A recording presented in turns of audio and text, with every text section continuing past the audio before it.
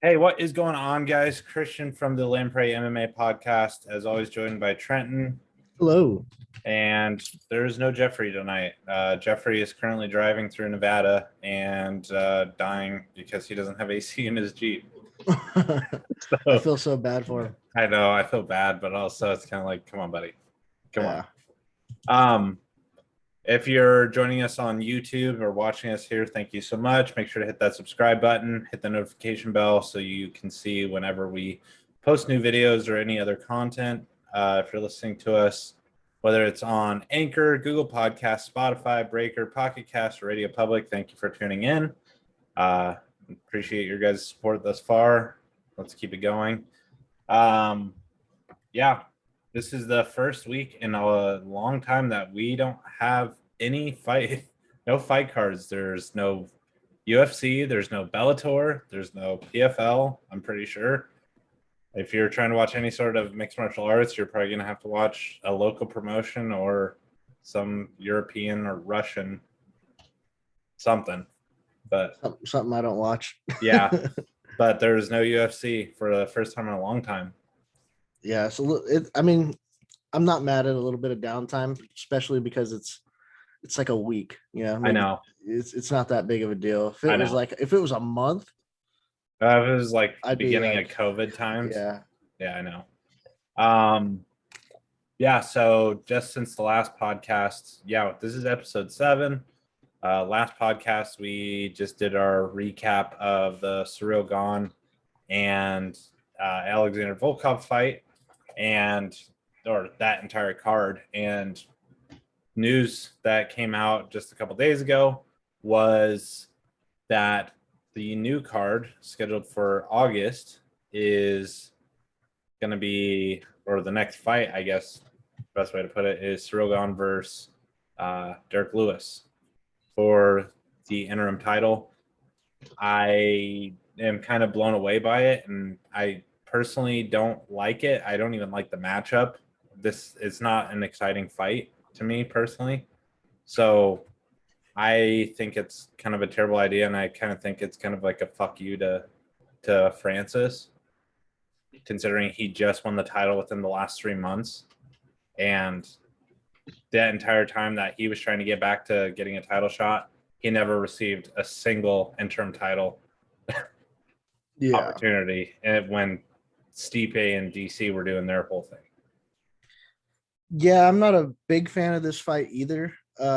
Mostly just because of the interim champ thing. I mean, I understand the fight itself. I don't like the style matchup. I don't like it.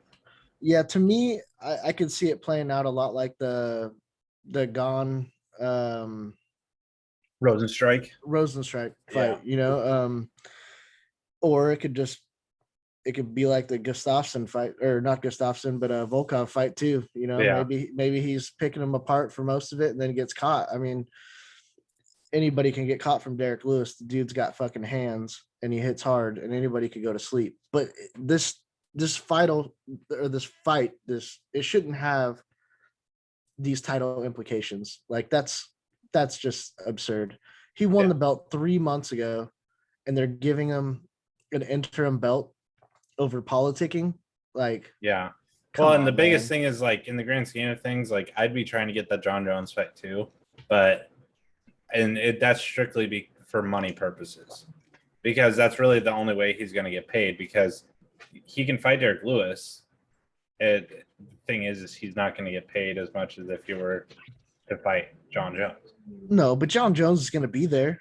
I mean, if John Jones if he doesn't want to fight right now because he wants more money or whatever, let that play out. Like, Francis should fight Derrick Lewis if Derrick Lewis wants to step up, or Gane if Gane wants to step up. Like, whatever. These guys shouldn't fight each other and they're not taking his belt, but like, yeah, they're not. He's not getting stripped. Yeah, they're telling him that, there's other options out here, and we're going to give these guys an interim belt. And then what happens if he sits out for a fucking year waiting for John Jones? Then they will strip him from the belt. You know what I mean? Like, they're telling him he doesn't matter that much. And that's the thing. That's where they're fucking wrong. Well, that's the thing that's kind of shitty, is at the same time, is because you can't, it can't be one way for one fighter and another way for another fighter, because in the grand scheme of things, it was Stipe and DC both. It was like, okay, well, I want my rematch. Okay, well, I want my rematch. Yeah. And it's just back and forth. And it's like, Jesus Christ. I don't know. I think it's the wrong move. They're just trying to hype it up. They're hyping it up, and then they know that when one of these guys does fight Francis, now they could promote it even more, because it probably won't be John Jones still, and one of these guys will have to fight him, and it'll be for the unification, it'll be interim champ versus the real champ, and then they could promote it as that. And it's like, but the thing is, they did that. Now. Look at when they did that, when it was Shane Carwin versus Brock Lesnar, and it's like, this is really one of the biggest, like, it happens frequently in the heavyweight division, it seems like, or it's like the most frequent that you see that. Yeah, I don't know. I also think the UFC is made simple fact that Francis. Hey, repeat that last part. Your stuff glitched out. You said, I think the UFC, and then. Oh, sorry. I think the UFC is like a bad judgment call on this one. Like, they're underestimating the excitement for a Francis thing too. You know what I mean? Like, why pass up on Francis? He's the one thing that makes that division exciting. Without him, nobody really gives a shit. He's the fucking champ. You know what I mean? Like, he should be fighting. He should be defending his belt against Derrick Lewis or whoever, John Jones or whatever. He should be the one fighting for that, not make them fight for a made up belt that they just felt like doing 3 months ago, like 3 months later. Yeah. And well, with that, obviously it stirred up a bunch of stuff between Dana White and Francis's manager. Mm-hmm. Also, another thing, Francis is up for SB for Fighter of the Year in the SBs. And I think him and Amanda Nunes, and I can't remember, there's a couple other ones, but I don't remember. I think Israel Adesanya is another one. Probably. I would throw it out there with the new Mexican champ too, Brandon Moreno. But that's me. You got to give that dude credit where credit is due. He's the first Mexican born champ or whatever. Yeah. I mean, he put on 2 great fights, and then he won a belt in the second one. Like, that's got to mean draw on the first one. Yeah. So obviously Francis was in Africa. He went back home to Cameroon, I think is where he's originally from. And his manager, Markel Martin, had spoke to ESPN's Brett Okamoto and basically said this comes as a complete shock to make an interim title so soon. If you look at the history of this division, it comes as a surprise. Francis is just now returning to the States to begin training, and he just won the title 3 months ago. We're unsure of what the reasoning is behind this, but we hope to get clarity soon and figure out something with the UFC soon. At the end of the day, they're in control of these decisions. Honestly, I felt like that was a very good response. I feel like that was a positive response from the management side. And then Dana, being Dana, comes out and is like, this dude is so full of shit. He knows exactly what's going on and isn't shocked at all, because we told him several times this was coming. His management is incompetent, and hopefully Francis starts taking a look at new people to help his career. I'll just finish reading what was said in return. Okay. So he goes, laugh out loud. Complete shock with your decision after we said September was good for us. Complete shock that you guys made threats after less than 3 months after you all were aware.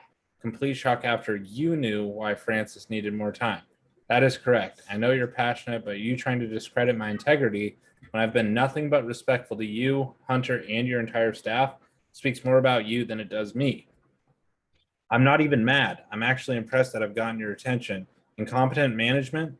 I think we've done a damn good job. I think you really don't like the fact that Francis is being represented by not only me, but an entire agency, one of which you can't control, hence why you have people trying to rep him all the time to your benefit. I tell you what, let's disclose everything for people to see. emails, calls, texts, everything. Deal? Because I'm ready to get blackballed by UFC. I'm not defined by it. You or anyone else for that matter. How's that sound? Sincerely, your old employee, Markel Martin. So that makes me wonder, like, did he actually work for the UFC at one point? Yeah, I didn't do any research into that, but that makes it sound like he was an employee of the UFC before. And maybe they had already had a little bit of beef, and that's why Dana was like, man, like, fuck this dude. You know what I mean? Like, the thing is I don't understand Dana being a guy who was a manager for a long time. Like, he managed Tito and Chuck. Tito, yeah. Both Chuck and Tito. I don't understand how he has so much disdain for managers. Like, I mean, like, I get it, it's a business. Diegos, but that was rightful. Rightfully so. That's why, like, when Dana says stuff like this, I don't take it with a grain of salt. Like, there's got to be some kind of history there or some kind of something. There's background. There's got to be, because he doesn't just come out and shit on people's managers because he doesn't like fucking managers. You know what I mean? Like, he shits on them because there's doing some weird shit, and there's usually a rightful reason for it. But yeah, I don't know if blasting people on social media is the way to do a strategy with, you know, communicating with somebody's manager. Like, that seems high school, you know, like I just think it's drama. I just think it's funny because the first interaction is like, you know, these are the decisions that they make, blah blah blah, and then Dana's like, essentially is like, fuck this guy, like you know exactly why, you're so full of shit. It's like, Jesus, Dana. For him to do that makes me think that, you know, that he really is full of shit somehow. Well, obviously there's all kinds of stuff that we don't know because we're just two podunk guys. But and we didn't do all the fucking research on the history of the manager either. Yeah, like, so there's no telling specifically. Obviously, I'm sure there's more that will come out later. Yeah. But still, it's like, I don't think it's done yet. I'll tell you that. God, no, it's not even close. Yeah, they're gonna have some more aired out laundry out here. It's gonna be another freaking John Jones thing where it's gonna be like, all right, well, grant me my release. Yeah. Like, okay. So yeah, that'll be interesting to see how all that's. Honestly, the big news was that there's an interim title fight, but at the same time, I'm kind of disappointed because I'd much rather see Derrick Lewis versus Francis Ngannou than Ciryl Gane versus Ciryl Gane versus Derrick Lewis. Yeah, I agree with you on that. I think without John Jones there, that's the fight to make. Yeah. This fight does make sense if, like, Francis was fighting John Jones. Mm-hmm. And I don't know that it makes sense for a title, like for an interim title, but this fight does, like a number one contender. Yeah, this does clearly identify who the number one contender is, which I do like and respect that fact. But you're not making them the number one contender. You're making them an interim fucking champion when you had a champion 3 months ago. Yeah, it'd be one thing if Francis was like continuously injured. Well, it was like one thing when Brock Lesnar had diverticulitis. Yeah. Frank Mir had a motorcycle accident.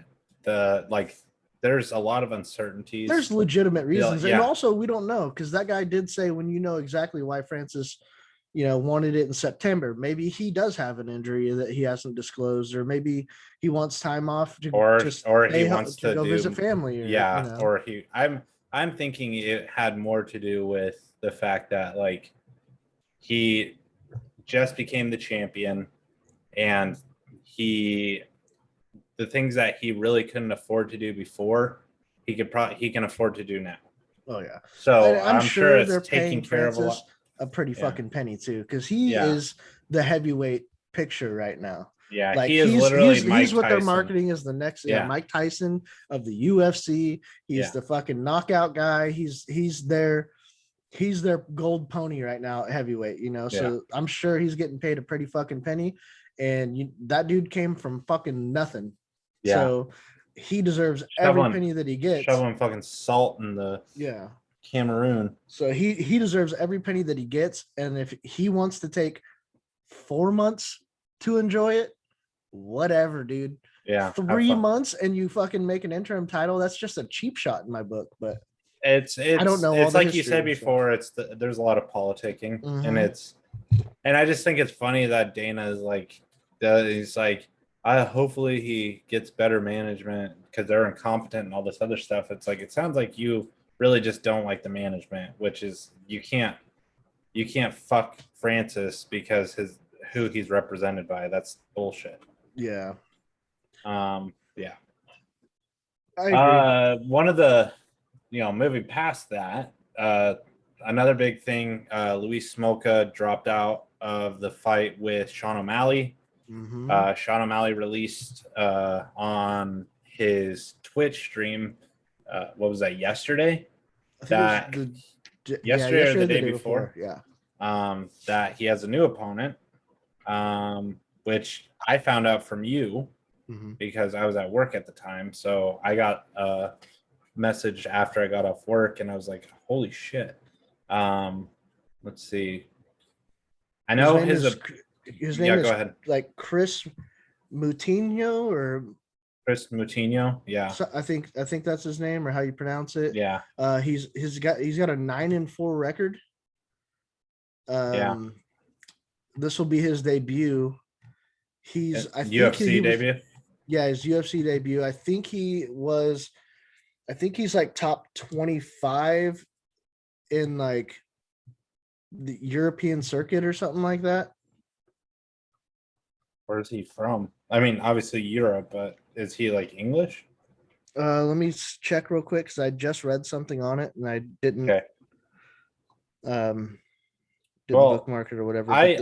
Honestly, I'm kind of disappointed at this because I don't even like.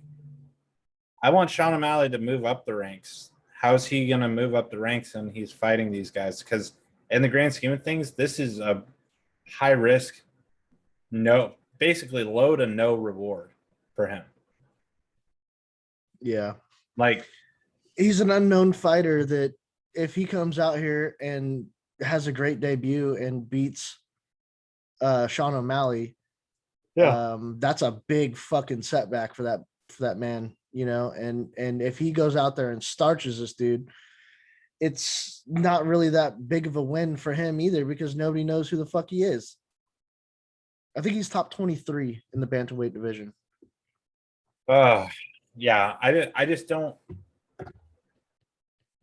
I really think that there was better options there, but I think also Sean O'Malley, I think he just wanted to fight, so he's going with because you're 1 week out through a freaking 12-week fight camp. Yeah, but you can't tell me that someone in the top 15 didn't want that fight or offered for that fight. I mean, if I'm being honest, I don't want to take that fight on short notice because I don't want to lose my ranking to a guy when he's had all the training camp. If it were the other way around, if I were the one that was in training camp and he was coming in on short notice, I would do it. But not the other way around where he's full conditioned. I think dudes at that weight are training constantly anyways to keep their fucking weight down. Yeah, I think someone could have stepped in on notice. Hit up Davison Figueiredo. He's not constantly training to keep his weight down. He's constantly training to eat that fucking Brazilian barbecue, baby.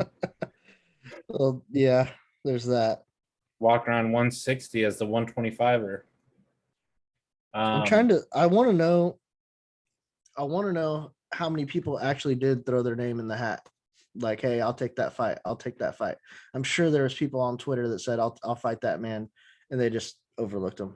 I would, I mean, in the grand scheme of things, I got nothing to lose. Why not? Yeah. That's the way that I would look at it is I've got nothing to lose. I'll take all the risk and, if it works out, I'll be all the reward.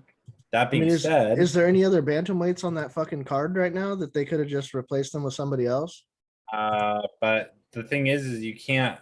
That's kind of shitty. That would be shitty to do that because that's a person at they've done it before. Give the guy that pay the show money, like they gave him their show and win money, and they just paid that dude off and let him fucking fight. Like, I'd be like, I didn't just bust my fucking ass through this whole fucking camp to not fight. It would suck, but I think they've done it before. How about you double my fight purse? There you go. I don't see any other bantamweights on the card anyways, but still. Yeah, that's in the dude, I don't know. There's women bantamweight fight. Yeah. I don't think this is a bad move. I just think that they could have found somebody else. I don't think they had to sign a new guy and basically feed him to the fucking wolves from a rising star. Yeah. They could have, I feel like they could have done somebody in the top 15 and help progress his ranking in the UFC, because I don't even think O'Malley's top 15 yet. No, he's not. Yeah. That's the thing that I don't understand. He's 13-1. His only loss was to Marlon Vera, and Marlon Vera's in the top 10. Yeah.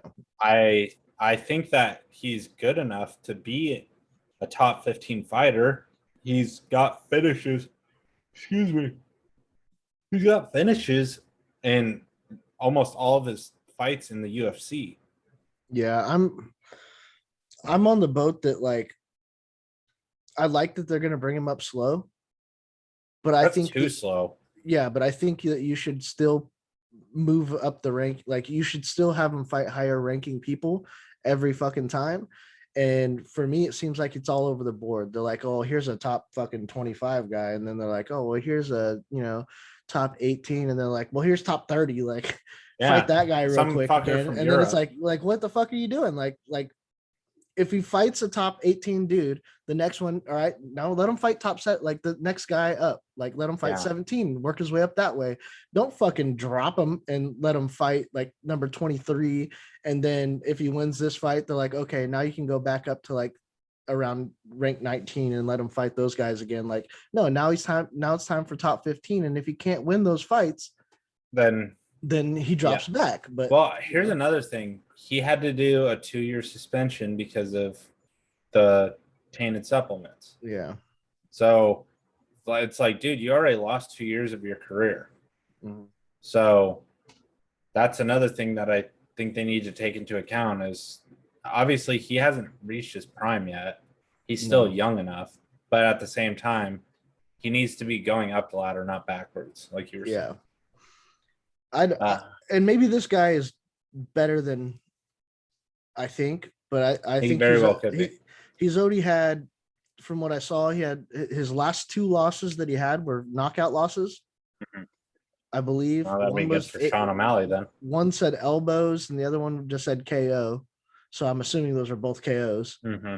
And then one's a TKO, one's a and then he's been submitted 2 times as well, I believe. I'm not worried about I mean, if I were him, if I were in his shoes, I wouldn't be worried about Sean O'Malley getting him with the submission. I'd be more worried about Sean O'Malley not the KO. Yeah. Yeah. I was just thinking in my head, like 9-4 isn't a terrible fucking record, but when all 4 of your losses are fucking finishes, yeah, that's not a good look. No. So, and I think he's on a 2-fight win streak. So I think he lost. I think he won his last 2, and UFC just gets on Twitter and they're like, anybody have any professional fights that can make 135? Yeah, I don't. Random fucking guy. And I don't know if I think he like chose his own fucking opponent. Like, the article I read is that he named the guy on Twitch, but it like wasn't signed or anything, and then the UFC decided to go with him. I was under the impression that's who the UFC offered, and obviously he said yeah. So, and he was like, sure, and he's like, well, it looks, and that's when he announced on his Twitch, looks like the guy that we're going to be fighting is this guy. Okay, I'd like to go back and watch the VOD on that just to see how that played out. I want to see how he announced it. I'm sure it's like one of the more popular VODs. It's probably one of the more recent VODs for him. Yeah. Yeah. I'm definitely excited to talk about the card, and even the prelims. I know a couple weeks back I would kind of shit on the card as a whole, but the way that I look at it, it's actually a pretty decent card. But more than anything, I'm more excited for the preliminaries than I am some of the main card fights, like Carlos Condit and Max Griffin. That's an exciting fight, man. Michael Pereira and Nico Price. Mm-hmm. Yeah, that's a good fight. Mm-hmm.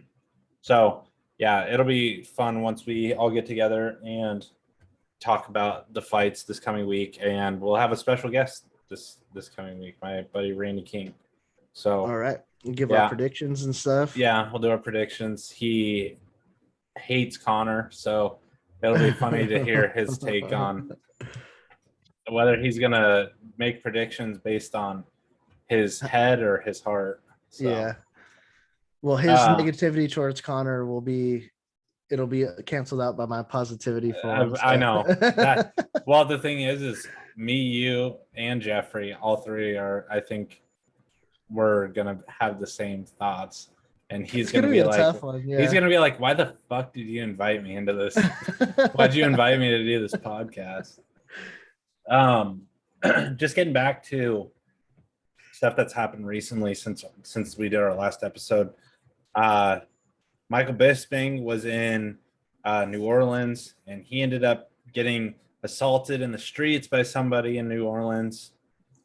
He played it off, and he's just like, you know what, dude, like, he laughed it off. He didn't turn it into a huge deal. It is what it is, whatever, ha ha ha. And went on Instagram live or recorded an Instagram video and posted it, and basically him and his wife were just laying in bed at their hotel, and he was just laughing about it the whole time.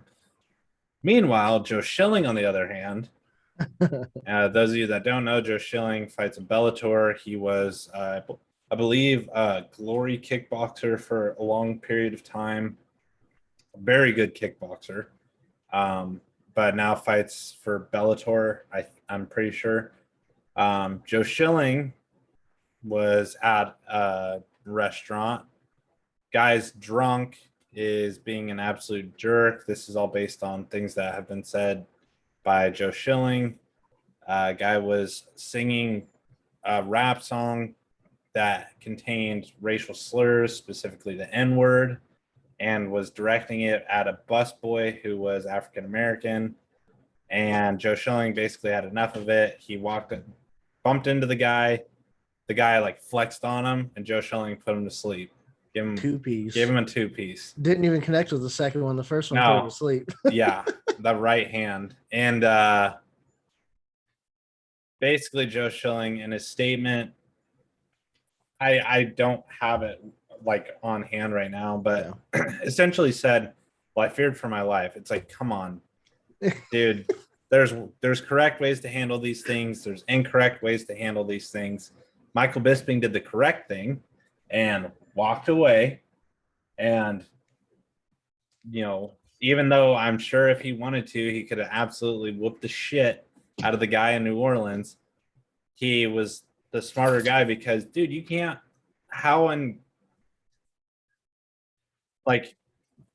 you're a professional fighter. There are so many liabilities being a professional fighter because you're trained to do this stuff. So if Joe Schilling doesn't get sued, and if Joe Schilling doesn't get, this man tens of thousands, if not hundreds of thousands of dollars, then I'll be surprised. I'd be surprised too, because it was a brutal fucking knockout too. Mm-hmm. And not only that, the dude, I mean, good excuse, whatever, you feared for your life.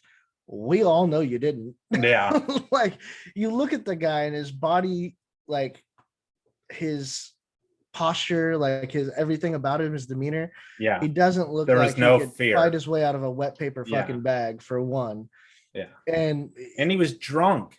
He was drunk, obviously drunk. And he may have said some stupid shit and been acting a fucking fool. And sometimes you don't want to do that in front of the wrong fucking people, like Joe Schilling. Yeah. But a guy who's not going to take any bullshit. He's just straight up. But the way that dude dropped and fucking went down, he could have easily killed that man.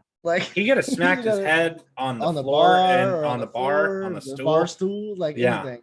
It could have been bad, dude. And he will be lucky if he doesn't get sued for that.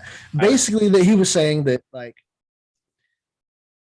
the bus boys and the bartenders and stuff like that all came up to him and thanked him afterwards for dealing with that guy and all that stuff. And that doesn't mean you're in the right. No.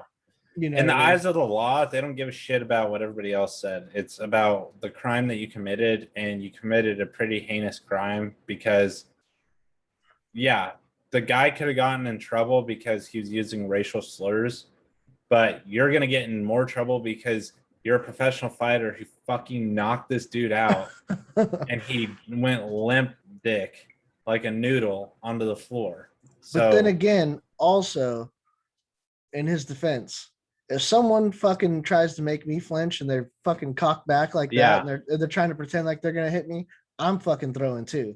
It just so happens that Joe Schilling is a bad motherfucker and he's quicker and knows what he's doing, and you got slept for it. Like that's maybe like fucking Hector Lombard. You walk into the ring and get too close, and he starts throwing bombs at you before you even did anything. He's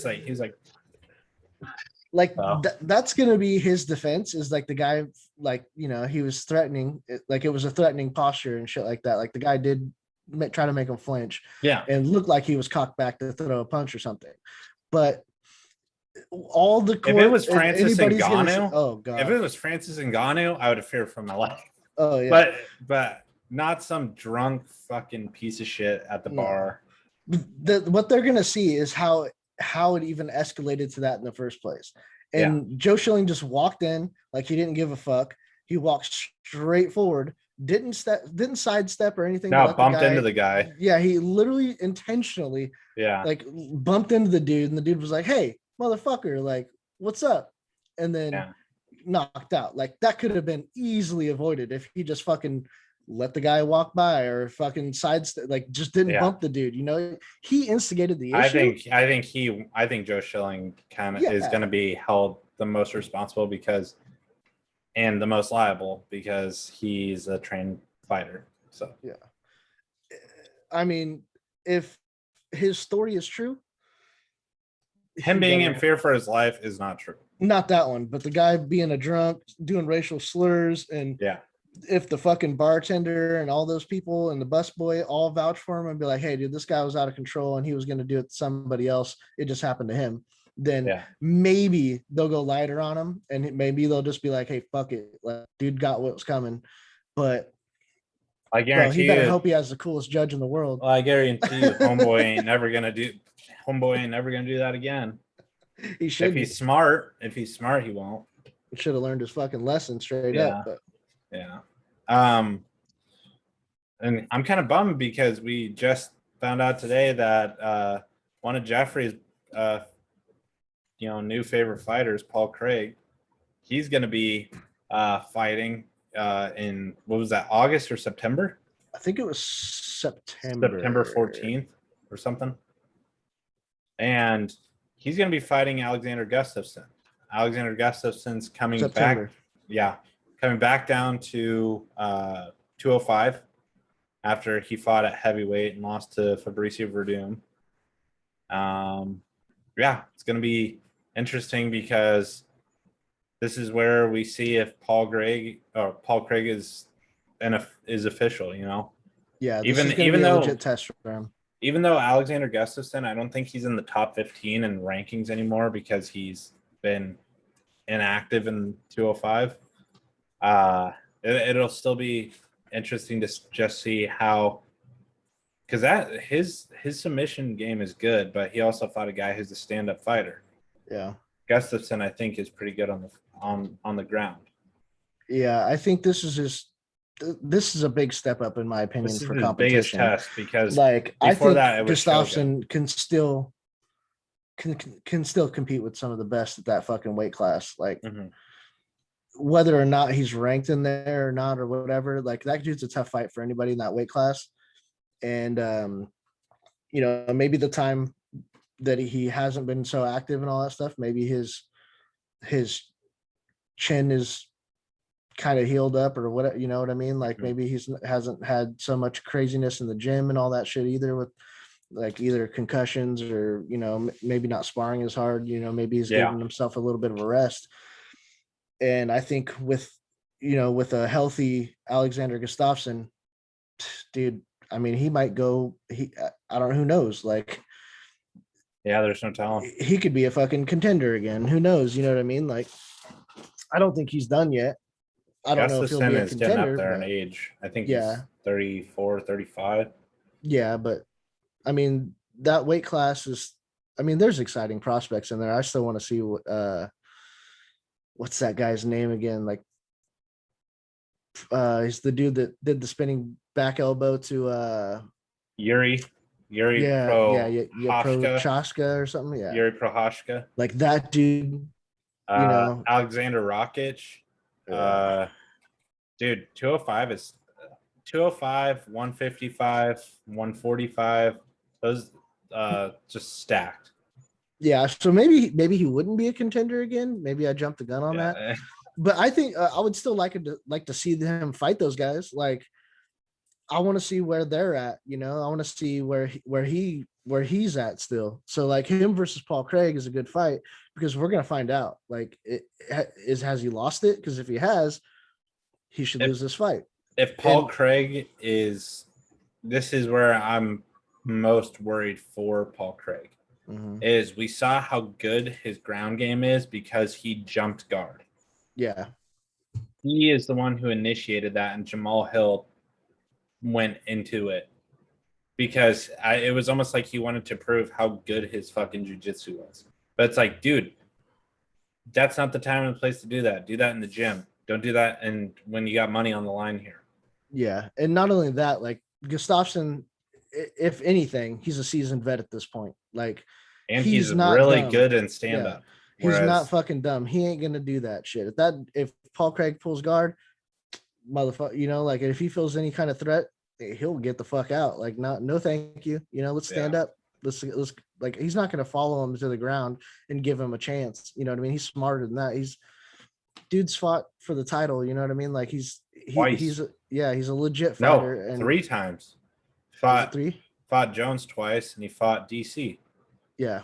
So, I mean, just look at it that way. Dude's the upper echelon of at least experience in the game. He's not going to be stupid and do that shit. So I don't see a submission win coming here unless Paul Craig's jiu-jitsu is really good on his fucking back and like throws up something out of desperation. Yeah, like amazing and just catches him or something like that. But like, I think if he wants to submit him or anything like that, he's going to have to take him down and earn it. You know what I mean? Like, that's going to be where the game comes. Well, we also just didn't get to see enough of his stand-up game in that fight with Jamal Hill. Yeah.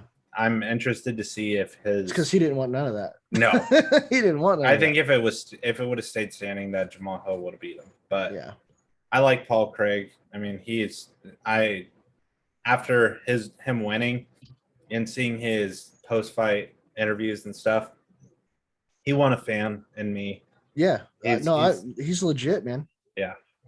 I hope like this is a good test for him, and we're gonna see where he is. If he can beat this guy, that's a big step up, and that means he's for real. Like, he's a legit prospect. Like, I mean, it is what it is.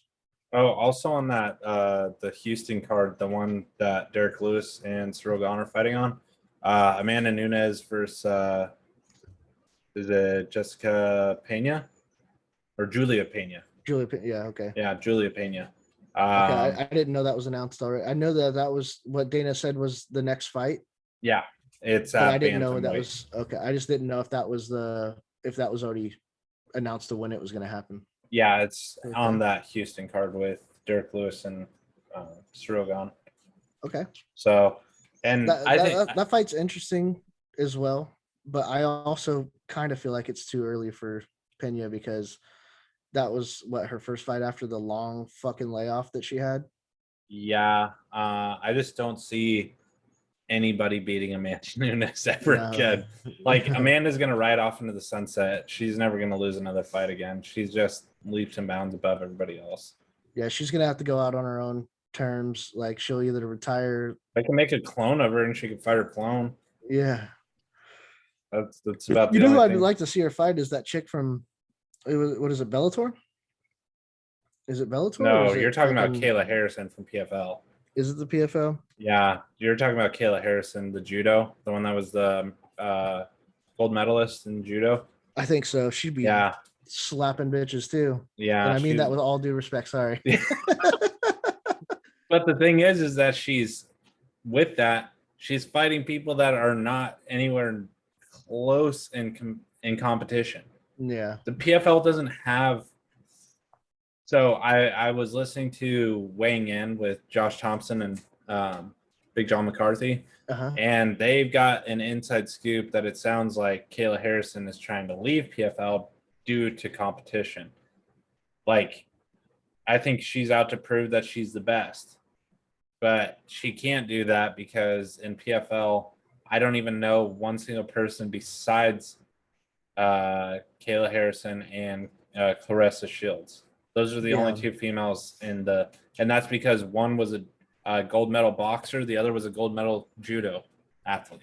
And let's be real, that fight can't happen anytime soon because there's levels of talent there that between PFL and that Shields Bellator does not have yet. Dude, that's another thing. If Kayla Harrison were to go to Bellator, the only person that is even interesting for her to fight because of weight is Cyborg. Yeah. That's and I don't need that. I think she should go to the UFC and I think she should work her way up like everybody else. She'd be an interesting ass addition to the division. Just but the 145-pound division is so stale in the UFC. It's so stale. I know it's stale and I know it's very thin in Bellator, but at the same time, dude, who are the 145ers in you have Megan Anderson. Just chicks that they bring in to fight fucking they Amanda because it was kind of like what they did for Cyborg when they brought Leslie Smith in, and then she fought Cyborg in UFC, and then she went to Bellator and fought her in Bellator. Yeah. That's I don't even know why in God's green earth be like, yeah, you remember when you got slaughtered by her the first time? Hey, you want to go fight her instead of the UFC, fight her in Bellator with barely anybody watching? Yeah, no thank you. Yeah. Yeah, so that was another I wonder if she could cut the weight though. Who? Kayla? Yeah, I wonder if she could go down to 135. I don't think so because I think she fights at 155 right now. I think PFL made a women's lightweight division for her. Okay, that's some of my ignorance right there then because I didn't know that. I thought she was 145. No, I'm pretty sure she fights at 155. Oh, okay. Dude, she's too fucking big. So maybe a thick girl. So yeah, I guess the only chance is Bellator because the fuck. I mean, even if she did cut the weight and go to 145, it's still an empty division in almost everywhere for women's MMA. Yeah. I guess the last thing that we can really discuss, which is, the last thing that we talk about before we go, we're only going to have one episode this week. Next week we'll have our prediction in the preview show, and then we'll do our recap for UFC 264. But the last thing, Khabib Nurmagomedov and GSP both made comments in reference to oh crap, another thing real quick just before this. Sean Brady and Kevin Lee rescheduled their fight for sometime in August, so that way they ended up fighting each other still. So luckily Kevin Lee didn't get super hurt. It's just had to give it some time. Okay, so it probably was just a bruised rib or something. Yeah, but I would have rather seen them fight on this card coming up. Yeah.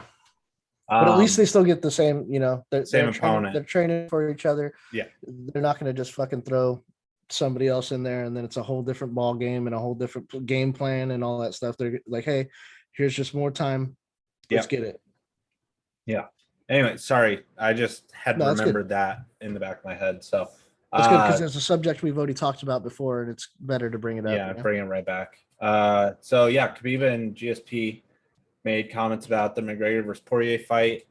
Khabib said that he feels that if Conor has one round, if he can finish it in the first round, then he wins. But if it goes past the first round, then he's not going to win.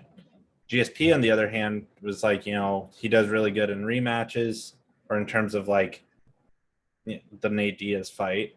He does better. He bounces back after losses. And he feels like McGregor is going to win that fight. So I'm pretty intrigued to hear Khabib say that he thinks Connor's going to win or has a chance of winning because just how much he dislikes each other. Yeah. So my thoughts on it are like, I do think it's interesting that he would even say that, but in my opinion, both of them are, I guess they're right and wrong a little bit. Like my interpretation of it is, or my opinion of it, I guess, is that I think Khabib's selling Connor short by a round. I think he's got 2 rounds. Yeah. I think if after the second round, then we have problems. I think he's got 2 good rounds in him that like he could do that in. After that, then I think then it's more swayed towards Dustin. What? I just think 2 rounds though, not just one. What in the fuck does that say about Connor though? That his gas tank has been an issue his entire career, and it's still an issue. Like, it doesn't matter how much goddamn bike riding you do, how much running in Portugal up the beach and upstairs and all this other stuff. I don't understand how it's still that big of an issue. Does he get such an adrenaline dump that it because when he fought Dustin last time, there's no crowd. So you can't, It can't be the crowd. I think what it is for Connor, it's all the other shit. It's the wrestling. It's probably the stuff that he doesn't do very often. Like he's a striker, and he does work his ground game, obviously, but like how legitimate, how often do you think he's sitting there wrestling with the best guys in the world for rounds after rounds after fucking rounds, and that's all he's doing? You know what I mean? Yeah. Like, I think that when it boils down to it, when you look at the rematch with Diaz, he didn't gas. I mean, he did, but like he held his composure. You know what I mean? But that's because he realized I'm never gonna fucking finish this guy. Yeah. That's literally, he dropped him 3 fucking times, and it was like, dude, you hit him with like your best shots, and you still couldn't. But that's another thing, is he throws with fucking deathly intentions too. Yeah, but he also threw that killer shot against Dustin in the first round of the last fight, and it didn't, obviously it hit Dustin. I'm sure he felt it because it's a fucking solid ass punch. But at the same time, we're at 145, it put him out. Didn't put him out this time. So exactly. I think that's part of his game. I just think that's a thing that, like, I don't think his cardio is absolute shit. I think it's when it turns into a grappling match and it turns into all this other shit that his body's not made for that. You know what I mean? Like, he hasn't trained for that. He's training to strike with somebody. And then once it goes to a little bit of grappling and all this other bullshit, his body gets shot and then he's fucked. That's a problem for him. And hopefully he's fixed that for this fight. Because, I mean, all I see is fucking pictures of him riding bikes and cardio and all this bullshit. So hopefully his cardio is on fucking point. And he just did McGregor Fast or some other shit that he just released. I keep seeing all these Instagram posts. It's like, okay, so is this just like a health program? Is this like a health and wellness thing? Is it like better diet? Or is this something that's like, don't be a hypocrite. If you're gonna fucking release this stuff, then you better be utilizing it and setting a good example, because I'm telling you now, Dustin is the most dangerous person in that division.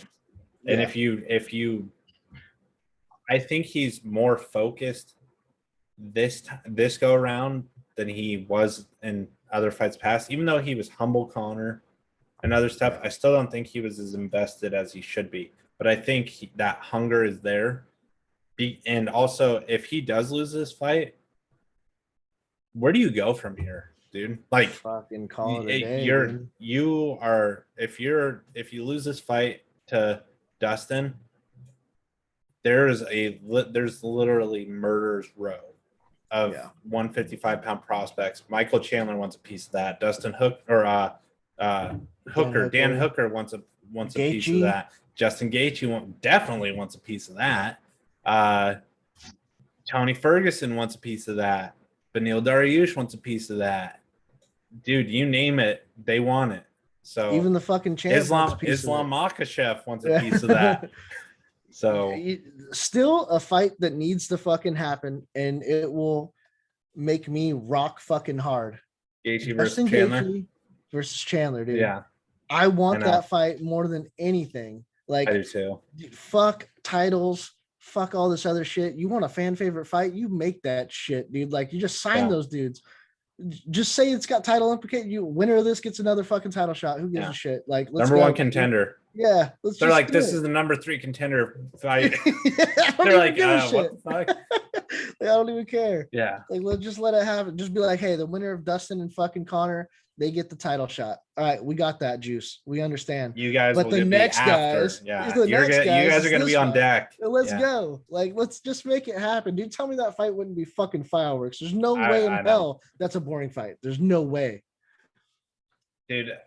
Putting them on a card together, you'd also need to have like Valentina versus Amanda Nunes 3, John Jones versus fucking Francis Ngannou, because that would be like, you're like, you could main event that, and you could main event that as a pay-per-view. Gaethje versus Chandler, and not because even have a title fight on and no title fights. Yep. I would love that, but obviously with the way things are going right now, like, it seems like they have to have a title fight on the pay-per-views, just because there's so many champions, like so many weight classes, so many champions.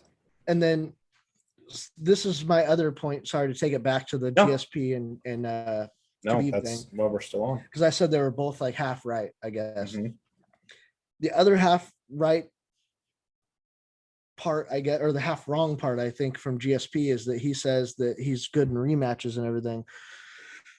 Dustin Poirier was a rematch, and he fucking lost that one. I know once he comes back from a loss, coming off of a loss. That's where he's right. Coming back from a loss, that does feed the fuel for Connor. That motherfucker gets hungry after a loss, and we saw that with the Diaz thing. He did not like that fucking loss. It was sour for him, and he came back and trained hard for that. But like, just the rematch thing, I mean, I guess that's just my misunderstanding of it, but like that, I don't find that entirely true. But the thing is Dustin was extremely motivated off of the last loss that he had suffered. So we're going to see how Connor is. And the way that they're going to come in more motivated for this fight, because I think Dustin's going to try to prove that it wasn't a fucking fluke. Yeah, but here's obviously when the time comes this next week and we talk about it in depth. I feel like that is going to be our longest fucking podcast. So we need to probably the longest one we're going to ever have.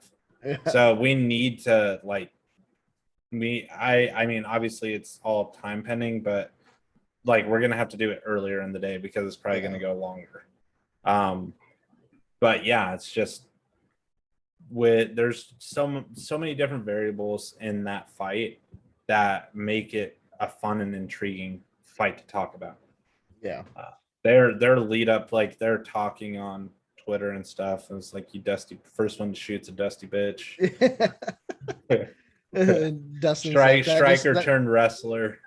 He's like, that just makes me feel like he's insecure or whatever. Yeah, because that's the whole point of mixed martial arts. Yeah. And he's like, that's a part of a game plan and all this other stuff. But it is what it is. Like, it's just them talking shit and having fun, like it still doesn't seem like they're. So are we going to see the same Connor? Are we going to see a humble Connor, or are we going to see a dickhead Connor? See, that's what I'm saying. It doesn't seem like they're being really like fucking like dislike each other. You know what I mean? No. They're still kind of just shooting the shit and like just being whatever, but showing respect still kind of. Yeah. I think like during the press conference and shit, we're going to have a little bit of shit talk from Connor this time. I just think that he played the nice guy last time and it didn't work out for him. He played the bad guy the first time and it did work out. So I think this time he's going to play a little bit more of a dickhead again. And I think that Dustin thinks that he can't let it get, like, he won't let it get to him anymore. He thinks he's past that. Yeah. I don't think so. Yeah. I think it will get to Dustin a little bit. Yeah, and it's gonna be interesting. But I mean, I don't know how much it'll play into the fight. I just think that it's gonna be like, well, I didn't expect that. I thought we were kind of cool, you know. I think it's gonna fuck with him a little. Connor's gonna hit like real personal. Yeah, something like just one little personal low blow. That's gonna be like, hey, he's gonna be like, I'm gonna tag in my tag team partner Colby Covington, and Colby's like, Colby's gonna release all this video footage that he's been talking about, like dropping amateurs and sparring sessions and Jesus. Whatever. Fuck it. Yeah. Go ahead. No, I don't really know. I feel like it's gonna. I feel like the press conference is gonna be a fun one to watch. I just think that like there's so much shit that they can do, and if he wants to get like personal, let's see if they talk about that charity bullshit that went down that they kind of squashed but didn't because Connor chose a different charity than his charity. Well, but, and the thing is Dustin said, I don't care as long as it goes to the kids win. Yeah, as long at the end of the day, it's like if you donate to me or you donate to somebody else, I don't care. But like Connor could literally at the press conference just be like, hey, this guy's like shitty little fucking organization. Yeah, and like, that was and like then it turns into like something personal again, Yeah.